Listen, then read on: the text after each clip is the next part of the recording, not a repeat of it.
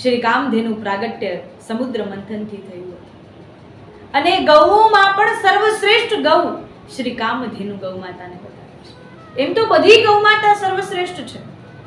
સુરભી છે એ પણ કામધેનુ છે. જેમાં સમુદ્ર મંથનથી કામધેનુ પ્રગટ થઈ એ જ પ્રકારે ક્ષીરસાગરથી 5 ગૌઓ પ્રગટ થઈ છે. એ 5 ગૌઓ પણ કામધેનુ છે. સંસારની દરેક ગૌમાતા એ કામધેનુ હોઈ શકે છે, પરંતુ જ્યારે આપણા મનમાં ભાવ હોય છે ત્યારે કામધેનુનો શાબ્દિક અર્થ જ એ છે. કામ અર્થાત આપણી દરેક ઈચ્છાઓ, મનોકામનાઓ, આપણી કામનાઓ, અને ધેનુ અર્થાત એ ઈચ્છાઓને પૂર્ણ કરવા વાળી ઈચ્છા પૂર્તિ ધેનુ અર્થાત કામધેનુ. આપણી સર્વ મનોકામનાઓની પૂર્તિ કરનારી કામધેનુ માતા છે. કામધેનુ માતા જ્યારે સમુદ્ર મંથનથી પ્રગટ થાય છે ત્યારે પક્ષીરાજ ગરુડના મનમાં અતિ જિજ્ઞાસા પ્રગટ થાય છે એમના વિશે જાણવાની કે કામધેનુ ગૌમાતા કોણ છે, એમનું સ્વરૂપ શું છે.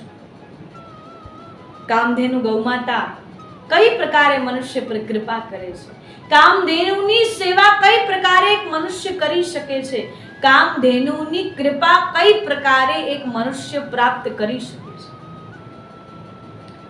અને ત્યારે ગરુડજી ભગવાનને પ્રશ્ન કરી રહ્યા હોય, હે પ્રભુ, મારા પર કૃપા કરો અને મને બતાવો કે આ શ્રી કામધેનુ ગૌમાતા કોણ છે કે જેમના પ્રગટ થાતામાં જ આ સમસ્ત વાયુમાં પવિત્રતા ફેલાઈ ગઈ, શાંતિ છવાઈ ગઈ. એ ગૌમાતા કોણ છે? અને ત્યારે ભગવાન વિષ્ણુ એ ગૌમાતાની મહિમા જણાવતા કહે છે કે શ્રી કામધેનુ ગૌમાતાને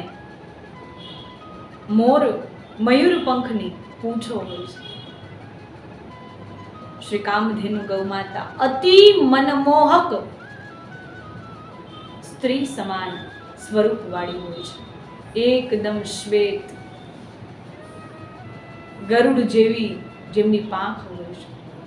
ગગન માર્ગમાં આકાશમાં ઉડવા વાળી કામધેનુ ગૌમાતા જે સદૈવ સર્વત્ર કરુણા ફેલાવે છે, સદૈવ સર્વત્ર કૃપા વર્ષાવે છે. આ એ કામધેનુ માતા છે. એવી કામધેનુ માતા આજે સમુદ્ર મંથનથી પ્રગટ થઈ છે.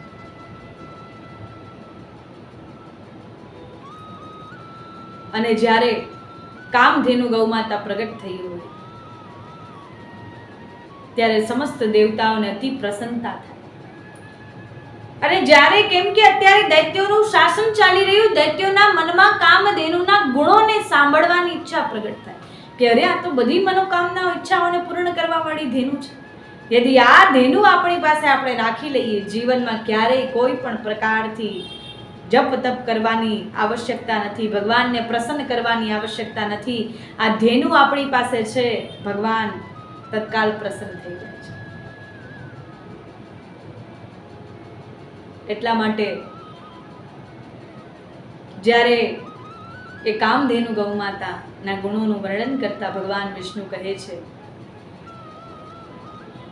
કે કામધેનુ ગૌમાતા અતિ કૃપા વર્ષાવનાર, જેને પ્રસન્ન કરવા માટે કોઈ વધારે મહેનત કરવાની આવશ્યકતા નથી, કોઈ વધારે સંઘર્ષ કરવાની આવશ્યકતા નથી. કામધેનુ ગૌમાતા સરળતાથી પ્રસન્ન થઈ જાય છે, માત્ર ભાવ જોઈને રીઝી જાય છે. એવી કામધેનુ ગૌમાતા છે.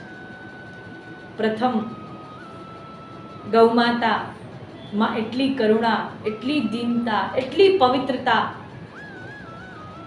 એટલું વાત્સલ્ય, એટલી માતૃત્વતા કે જે આ સમસ્ત સંસારમાં ક્યાંય પણ નથી. જે આ સમસ્ત સંસારમાં એવા ગુણો ક્યાંય પણ નથી. શીતળતા પ્રદાન કરનારી, શાંતિ પ્રદાન કરનારી, કરુણા પ્રદાન કરનારી, દરેક પ્રકારના ગુણને પ્રદાન કરનારી એ કામધેનુ ગૌમાતા છે. એ કામધેનુ ગૌમાતા પ્રતિ યદિ કોઈ મનુષ્ય આ કરાલ કલિકાલમાં ચતુર્થ યુગમાં યદિ સમર્પણ ભાવ પણ પ્રગટ કરે છે, કામધેનુ ગૌમાતાની સેવા પણ કરે છે, તો તે પોતાના જીવનમાં ધન્ય થઈ જાય છે, એનો ભવ તરી જાય છે, એ પોતાના જીવનમાં સર્વ પાપોનો નાશ કરી એના જીવનમાં પુણ્યનો ઉદય કરી દે છે. એવી આ કામધેનુ ગૌમાતા છે. કામધેનુ ગૌમાતા પ્રતિ જે વિશ્વાસ પ્રગટ કરે છે, એ વિશ્વાસ યદિ એકવાર દ્રઢ ભાવ પ્રગટ કરી નાખે, વિશ્વાસ દ્વારા યદિ દ્રઢ ભાવ પ્રગટ થઈ જાય, એ દ્રઢ ભાવ આપણને સાક્ષાત પરમાત્મા સાથે મળાવી શકે છે. અને સમર્પણ ભાવ પ્રગટ કરતા મનમાં એવો ભાવ રાખવાનો. અનેક સંત મહાનુભાવો સમર્પણ ભાવ પ્રગટ કરતા કહે છે, સબે ગુણહીન તાકો જતન ન કોઈ, એ કામધેનુ કૃપા સે હોનો હોસો હો. અર્થાત ગૌમાતા પ્રતિ એવો સમર્પણનો ભાવ પ્રગટ કરવાનો અને મનમાં એવો વિચાર રાખવાનો, અમારામાં કોઈ ગુણ નથી, અમારામાં કોઈ પણ પ્રકારના ગુણ નથી કે જેનાથી આપ રીઝી શકો, અને એ ગુણને પ્રગટ કરવાનો પ્રયાસ પણ નથી, જતન પણ નથી. તો શું છે?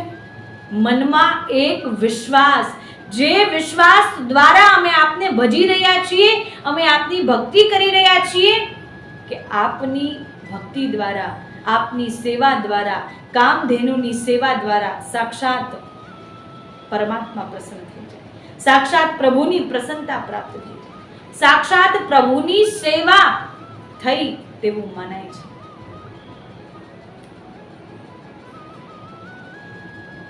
એટલા માટે અમે ગુણ રહિત છીએ, કોઈ ગુણ નથી, કોઈ જતન નથી, પરંતુ કામધેનુ પર એટલો દ્રઢ વિશ્વાસ કે વિશ્વાસ દ્વારા અમારું જીવન સઘળું વ્યતીત થઈ શકે છે. એ વિશ્વાસ દ્વારા જ આજે અમે કામધેનુની સેવા કરી રહ્યા છીએ.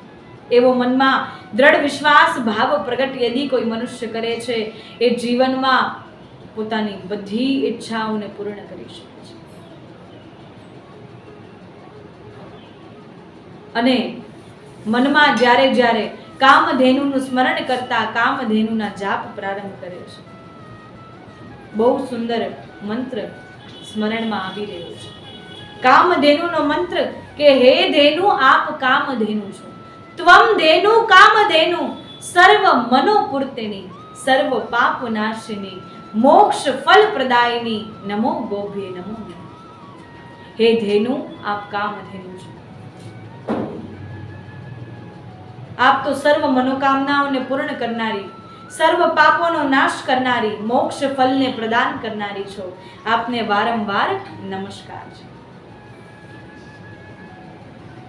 ગૌમાતાને એવી પ્રાર્થના કરવાની, ગૌમાતા પ્રતિ એવો સમર્પણનો ભાવ પ્રગટ કરવાનો. અને જ્યારે ગૌમાતા આપણા પર કૃપા કરવાનો પ્રારંભ કરી દે છે, આ સંસારમાં કોઈ પણ બીજા અન્યની કૃપાને પ્રાપ્ત કરવાનું શેષ રહેતું. જ્યારે ગૌમાતા આપણા પર પ્રસન્ન થઈ જાય છે, ગૌમાતા તરફ જ્યારે આપણે શીશ નમાવી લઈએ છીએ, આ સંસારમાં કોઈ બીજા પાસે જઈ આપણે શીશ નમાવવાની આવશ્યકતા નથી. અને જ્યારે ભગવાન વિષ્ણુ કામધેનુના ગુણોનું વર્ણન કરી રહ્યા હોય, ત્યારે ગરુડજી પ્રશ્ન કરતા જાય છે, જિજ્ઞાસા પ્રગટ કરતા જાય છે. કામધેનુ એકમાત્ર એવી શક્તિશાળી છે, કામધેનુ જ આદિ શક્તિ, પરાશક્તિ, પરમ ચેતના, પરમ આધાર જીવોનો છે. કામધેનુને પ્રાપ્ત કરવાની ઈચ્છા પ્રગટ કરે છે, અને જ્યારે એવી ઈચ્છા પ્રગટ કરે છે, ત્યારે સમસ્ત દેવતાઓ એક યુક્તિ કરે છે. યુક્તિ કરે છે અને ત્યારે ભગવાન વિષ્ણુ સહિત દેવતાઓ કહે છે કે હા, અત્યારે આપ કામધેનુને પોતાની પાસે રાખી શકો છો, કોઈ તકલીફ નથી. આપ રાજા છો, અત્યારે તો આપ કહેશો એમ જ થશે. દેવરાજ ઇન્દ્ર અત્યારે શ્રાપિત છે, એટલા માટે અત્યારે આપ કહેશો એમ જ થશે. અત્યારે આ કામધેનુને રાખી શકો છો. અચ્છા, દૈત્યો પણ મનમાં વિચાર કરે, આ દેવતાઓ સરળતાથી કઈ રીતે માની ગયા? અને ત્યારે દેવતાઓ યુક્તિ કરતા કહે છે, પરંતુ એક તકલીફ આપને પડી શકે છે, એક અડચણ આપને આવી શકે છે. કામધેનુને તો અમે આપી દઈએ. દૈત્યો પૂછે છે, અરે અડચણ? કઈ વાતની બાધા, કઈ વાતની અડચણ? કે યદિ કામધેનુને કોઈ પણ મનુષ્ય, કોઈ પણ દેવતા, દાનવ, દૈત્ય, અસુર કોઈ પણ પ્રાપ્ત કરશે, એ તત્કાલ સાત્વિક બની જશે. કેમ કે સાત્વિક ઉર્જાને જ પ્રદાન કરનારી છે. સાત્વિકતાની અમૂલતા એમનામાં છે. સાત્વિકતાને પ્રાપ્ત કરનારી અને અર્થાત નકારાત્મકતાને દૂર કરનારી. તો જે પણ આ ગૌમાતાને પ્રાપ્ત કરશે એ સાત્વિક બની જશે. એનામાં સત્વ ગુણ પ્રગટ થઈ જશે, દીનતા પ્રગટ થઈ જશે, દયા ભાવ પ્રગટ થઈ જશે, સરળ ભાવ પ્રગટ થઈ જશે. તામસિકતા, અસુરતા, દૈત્ય વૃત્તિ, એ બધી વૃત્તિનો નાશ થશે.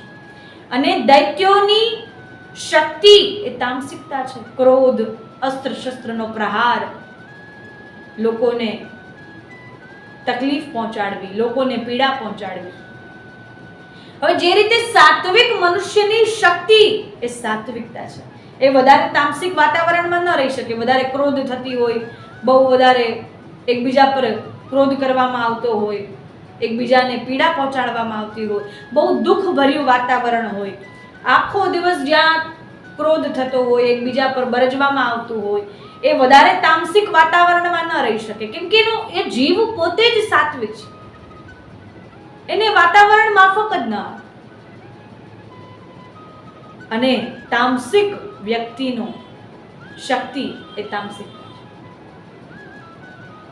એટલા માટે યદિ દૈત્યો પાસેથી તામસિકતા વહી જાય, દયા ભાવ આવી જાય, તેમની તો શક્તિ વહી જાય, શક્તિહીન થઈ જશે.